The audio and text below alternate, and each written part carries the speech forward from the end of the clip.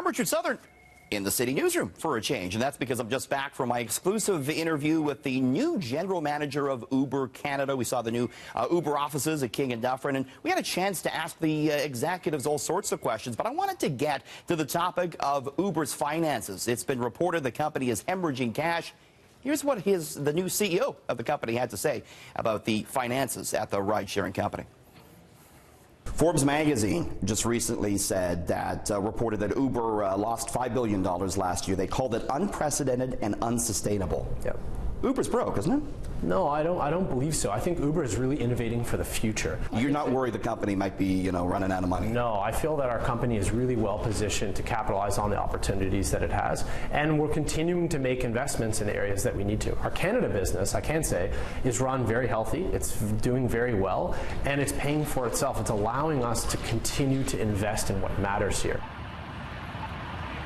We're going to hear what he has to say about the massive data breach that affected hundreds of thousands of Canadian Uber users, and we'll also ask him when self-driving Ubers will hit the streets of Toronto. Next, it's the end of the line for a legendary Toronto business. The Condom Shack is closing up shop. It's been on Queen West for 25 years, but it's the end of the road for the business. We showed up there today with our cameras, and the doors were all locked up. There was a sign that read, "Yeah, we're bummed too, thanks to our customers and neighbors and community for 25 years. There's a for lease sign hanging on the door. The store is blaming high commercial rents. How many businesses have we seen go out of business now because of high rents? They're also blaming the uptick in the minimum wage. That brings us to our next story. There's a major new survey out today about just what those in Ontario think about the minimum wage increase. 62% of Ontario voters say they're in favor of $14 an hour. Forum Research found those most in favor of the wage hike were, maybe surprisingly, over the age of 65, were overwhelmingly female, and were those living here in Toronto. Those making between $20,000 and $40,000 a year, unsurprisingly, were most in favor of the hike.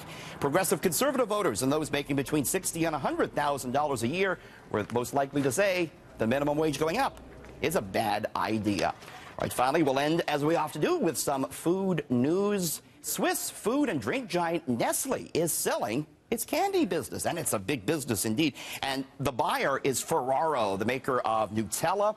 It's going to buy popular brands from Nestle that include Butterfinger, Crunch Bars, those sugary nerds, Sweet Tarts, and Fun Dip. This is a $2.8 billion deal, and Nestle probably unloading its candy because people are eating less of it. Sugary treats falling out of favor. Nestle says it's going to focus instead on higher growth areas like pet care, coffee, and infant nutrition.